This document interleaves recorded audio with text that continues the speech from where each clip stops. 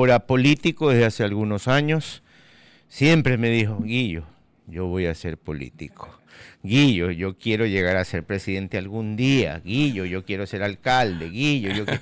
Todo eso me acuerdo de un joven que llegó hace 21 años y un poquito más y se sentó en cabina e hizo el primer programa de música y deporte, Andrés. Andrés Gummer, buenos ¿Qué días. tal, Guillo? Un abrazo muy grande para toda Radio City. Sí, yo creo que Radio City en realidad fue quien apostó por algo que hoy ya es tendencia, que es que las FMs tengan deporte. Así es. Fuimos los primeros, fuimos en esa época, Sí. los primeros en tener Euforia, que era el primer programa. La gente decía, deportes en una FM, pero nada, si las AM son las que hablan de deportes, bueno, intentémoslo. Ahora es muy común ya que no solamente se trate de deportes y música, sino también estos programas de coyuntura, porque la verdad que te acuerdas que Radio City hablaba de todo lo que estaba pasando, incluso fuera del noticiero, sino alrededor de nuestros programas que acompañaban la parrilla, así que siempre cuento eso con mucho orgullo. La Sí, verdad sí, que fue sí, una es etapa un orgullo. maravillosa. Es un orgullo Y grande me para acuerdo de todos. nuestras largas conversaciones sobre el futuro del país Así también. es.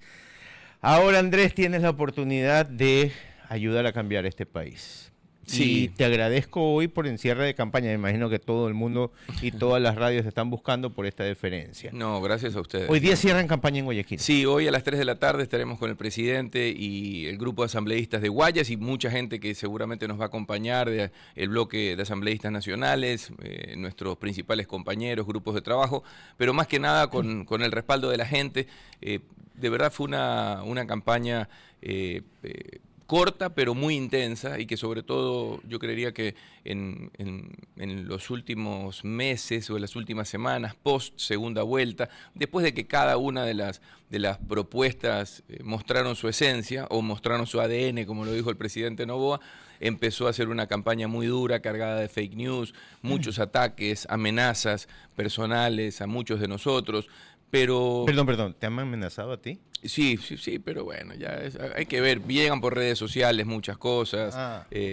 y bueno, no tienen cara, pero bueno, hoy en día en el país en el cual estamos, como le dije a una persona de seguridad el otro día, no quiero comprobar si son solo amenazas o no.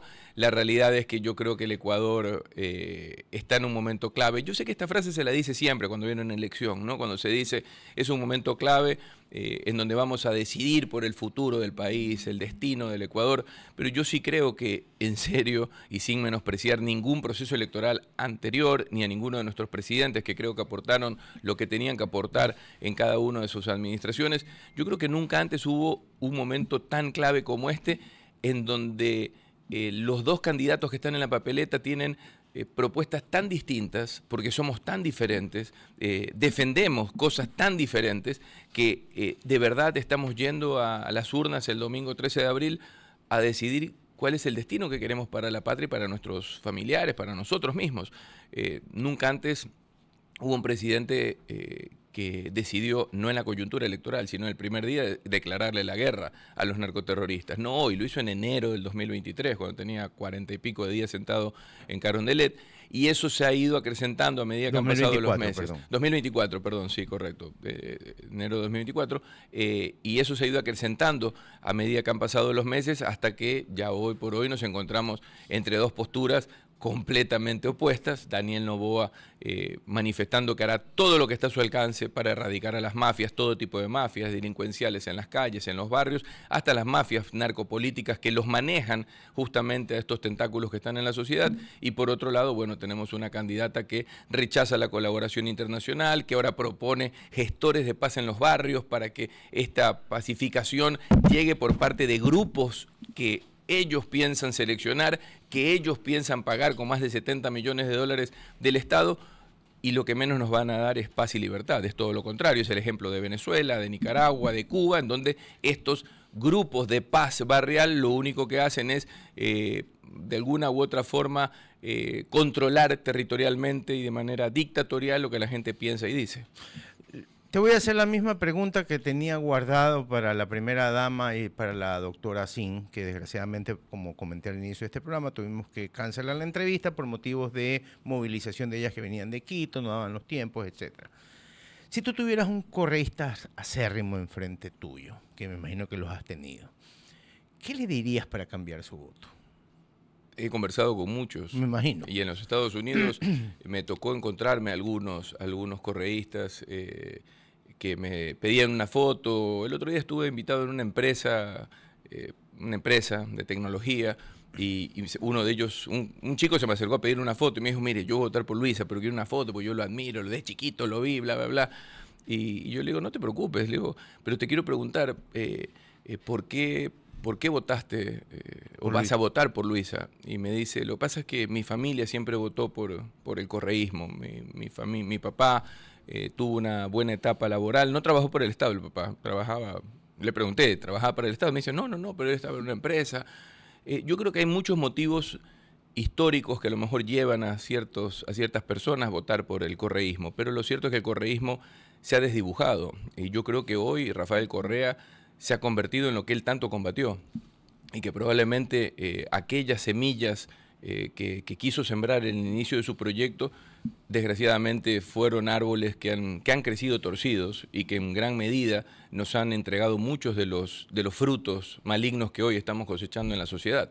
Y yo lo que busco es intentar, en el corto tiempo que uno pueda tener cuando comparte a lo mejor con alguien que va a votar por el correísmo o ha venido votando por el correísmo, es decirles que podemos comprender que haya motivos por los cuales su voto haya estado sentimentalmente vinculado a votar por ellos, pero que creemos que un Ecuador distinto sí es posible, y que abrirle la ventana al pasado para ver que solamente ese pasado es lo bueno que le pasó al Ecuador, yo creo que es un error, y que nos den la confianza de demostrarles con nuestros hechos, no con las palabras, porque cuando uno habla lindo puedes decir cualquier cosa, pero que con tiempo nos den la oportunidad de demostrar que podemos hacer un país diferente y que vamos a hacer una verdadera democracia, y que si el día de mañana las cosas no salen como ellos querían o como la mayor cantidad de gente en el Ecuador quería, habrá una nueva elección y nosotros nos vamos, y si la perdemos nos vamos a ir, porque la verdad que lo dijo el presidente y lo digo yo, no nos vamos a quedar enraizados en el poder, ni queremos hacerlo. Tenemos muchos proyectos de nuestra vida privada y profesional que queremos hacerlo con juventud y con fuerza, y que venga una nueva generación que nos tome la posta y que digan, bueno, ahora nos toca a nosotros, porque ustedes nos han demostrado que sí se puede hacer una política distinta. Así que yo le abro las puertas no solamente a los correístas, le abro las puertas a la gente que votó nulo, que votó en blanco, que no cree en la política, que votó por otros candidatos, que de verdad es un momento decisivo en donde necesitamos que la mayor cantidad de ecuatorianos crean que sí podemos tener un Ecuador que mire hacia adelante y que no le abra la ventana al pasado. Cuando uno piensa mucho en el pasado, y esto creo que es una reflexión psicológica, pese a que no soy psicólogo, dice que no disfruta mucho el futuro y que condiciona no disfruta mucho el presente, y condiciona mucho su futuro. Yo creo que ese es el gran mensaje que deberíamos tener. Pensemos en el futuro que queremos, cerremos un ratito los ojos y pensemos qué tipo de país es el que queremos, el que propone Daniel Noboa o el que propone Luisa González. Creo que en ese momento de reflexión te vas a dar cuenta que en la papeleta podrá haber dos candidatos, pero creo que hay una sola opción para ese Ecuador. Andrés, precisamente tú hablabas de una política nueva, de hacer una política nueva. Cuéntanos un poco cuál va a ser la agenda legislativa y los proyectos con los que llega la bancada de ADN, esos primeros pasos que hay que dar para poder construir esta visión de país. Sabes que en la bancada tenemos un montón de proyectos. El otro día alguien me decía, que yo no lo sabía, pero hay no sé, centenares de proyectos de ley represados en la Asamblea, mucho más en estos meses en donde desgraciadamente Viviana Veloz y el bloque correísta ha decidido qué se habla y qué no se habla, qué avanza y qué no avanza. Ha sido todo lo contrario de su apellido, Viviana, en ese sentido. Pero confiamos nosotros, no solo por el número de asambleístas que ya tenemos, que tenemos más asambleístas ya hoy que el correísmo, que vamos a poder darle trámite y poder conversar muchísimo alrededor de las propuestas legislativas que tenemos. En mi caso voy con 3 propuestas puntuales: la ley de incentivo e impulso al deporte, que es básicamente más dinero para el deporte, para que la gente se dé cuenta que el deporte sí te puede dar una vida distinta para ti y para tu familia.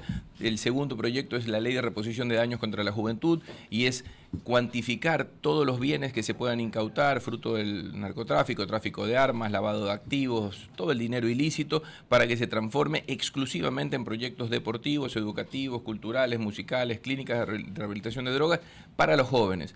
Porque yo creo que las actividades ilícitas causan mucho daño, pero esos bienes tienen que reponerse a la sociedad y a los jóvenes, porque las actividades ilícitas no es que necesariamente dañan un puente para construirlo, no, ese dinero que vuelva a los jóvenes porque nos han causado mucho daño en ese universo de ciudadanos. Y como tercer punto, la ley de futuro inmobiliario, que es un proyecto muy interesante, muy profundo, que puede traer muchísimos beneficios para el país, que es reformar la ley de inquilinato, hacer una nueva ley que básicamente lo que promueve es el leasing inmobiliario, en donde los ciudadanos puedan entrar a proyectos habitacionales, sean departamentos o casas, primero como inquilinos, y dentro de ese valor de inquilinato van pagando una cuota inicial para ser el día de mañana dueños de su casa propia. Cuando hayan pagado ya la cuota inicial podrán acceder a un crédito y habrán destinado X número de años a pagar una renta, pero de la casa o de su hogar propio. Así que, y eso reactiva mucho el sector de la construcción, que bueno, es uno de los 3 sectores poderosamente más fuertes que tiene el país. Esos son concretamente con los Esos que son tú llegas. mis 3 proyectos. Sí. Y de la bancada en general, ¿cuáles son la línea? Tengo entendido que la línea va también un poco por la parte de seguridad, ¿verdad? Sí, seguridad y generación de empleo. Son muchos de los proyectos. Alguien dirá, bueno, pero los proyectos de Ushman no tienen seguridad. No, claro que tienen seguridad. El proyecto de reposición de daños contra la juventud es un proyecto que lucha contra la violencia y el crecimiento de la inseguridad, porque acá creemos es más preventivo, se podría evidentemente, decir. Es que esto no es un tema de ir a agarrar ladrones, si no, construyamos cárceles solamente, ¿no? Entonces acá es cortar el círculo de generación delictiva que hay en la sociedad, y sobre todo en ciertas provincias con menos recursos, en donde no hay opciones para la juventud, pero sobran maleantes en una esquina para reclutarlos. Andrés, antes de despedirte y acabar esta entrevista, esta conversación más que todo, un mensaje a la gente, un mensaje a los que van a votar este domingo, que lleven su pluma azul, como siempre les digo, que lleven su paraguas o su fundita negra para taparse de la lluvia. Y el sol. ¿Qué le quieres decir a ellos? Bueno, primero quiero agradecerles muchísimo el cariño y el respaldo que nos han dado. En particular yo quiero decir algo a manera personal de Andrés Ushmer, y es que yo sé que mi paso a la política ha traído muchas reflexiones en la gente que me vio durante más de 20 años haciendo comunicación. Sé que a lo mejor he perdido fans o followers. Sí, yo quiero creer que si las amistades son sinceras y son reales, espero que la vida me dé la oportunidad para demostrarles que lo único que yo estoy haciendo es destinando una etapa de mi vida muy sacrificada. Créanme que yo me he jugado muchísimo en todo sentido, al igual que el presidente y muchos de nuestros compañeros, porque sabemos que batallar contra un sistema que está profundamente enraizado al momento de hacer política no es fácil, y que hoy por hoy toda la vieja política nos quiere hacer todo lo que sea posible para que nosotros no podamos llegar a demostrar que sí podemos hacer cosas distintas. Y la gente que a lo mejor, no sé, perdí el seguidor en red social, o que hoy por hoy se me acerca y me dice, por gusto te metiste en la política, yo te seguía toda la vida, ¿por qué te retiraste de los medios? Yo lo que les digo es que me permitan demostrar con mi trabajo que lo único que yo busco es tener un paso tan memorable por la política, un campo que reconozco es dificilísimo, que es una jungla, en donde, como me dijo un querido amigo, caballo blanco corre limpio una vez porque después te van a querer ensuciar de todas las maneras posibles. Lo sé, es algo que lo tengo sobre mis hombros y en mi mente permanentemente, pero precisamente por eso lo haré con mucha responsabilidad, porque yo no voy a poner en juego, o no quiero perder, el riesgo está evidentemente, pero no quiero perder el cariño y el reconocimiento que tengo por parte de la ciudadanía. Así que de verdad les quiero agradecer muchísimo el apoyo que nos han dado, y quienes a lo mejor no creen en mí o no creen que este es el camino, los invito a que reflexionen con sus amigos, con sus familiares, que se den cuenta qué tipo de modelo de país queremos. Hay una frase muy buena que el otro día la leía en redes y decía, imagínense qué presidentes quieren que te feliciten el domingo por la noche, a dónde quieres llevar a tus familiares de vacaciones, qué tipo de empresas son las que quieres que se abran en el Ecuador para que eventualmente tú o tu familia tenga opciones laborales. En fin, yo creo que es bastante claro intentar definir cuáles son los socios que quiere Ecuador y cuáles son los que quiere Luisa González. Tengo un mensaje de un gran oyente que es Francisco Briz, que usted lo conoce. Abrazo grande, Pancho, claro. Y me dice que le pregunte por el Madrid. ¿Cómo? ¿Por qué me hace eso? No sé. ¿En serio me está diciendo? Sí, eso? le estoy diciendo. Pero Pregúntele sobre es el Madrid. masoquista, es masoquista. Sí, Después del partido del yo otro sé, día. yo sé. Por eso tal vez lo hace. Increíble, sí, una derrota. Oiga, ¿qué va a pasar Durísimo. cuando el Madrid, si el Madrid no pasa después de haber comprado a Mbappé? Basta. ¿Qué pasa? Pero es la verdad, es una realidad. A ver, del Madrid he visto cualquier cosa. Ay. Yo soy hincha del Sí. Barça, usted lo sabe. No, pero te queda bien el blanco. Claro, déjame sí, decirte. pero bueno, hoy día tengo un velorio. Ah, ok. Se murió el abuelo de mi esposa, entonces por eso voy de blanco. Pero, Mis más sentidas condolencias. gracias. Pero cuénteme. No, a ver, lo que pasa, yo te soy muy honesto y voy a ser sobre todo muy respetuoso para quienes hoy hacen comunicación social deportiva. No he estado tan Cercano. pendiente. No, sí, intento ver. El presidente Novoa es hincha del Madrid también. Entonces, no ahora en campaña. Ni usted ni el presidente Novoa son perfectos. No. y lo cierto es que ahora que he estado en campaña no he podido seguir a profundidad los partidos.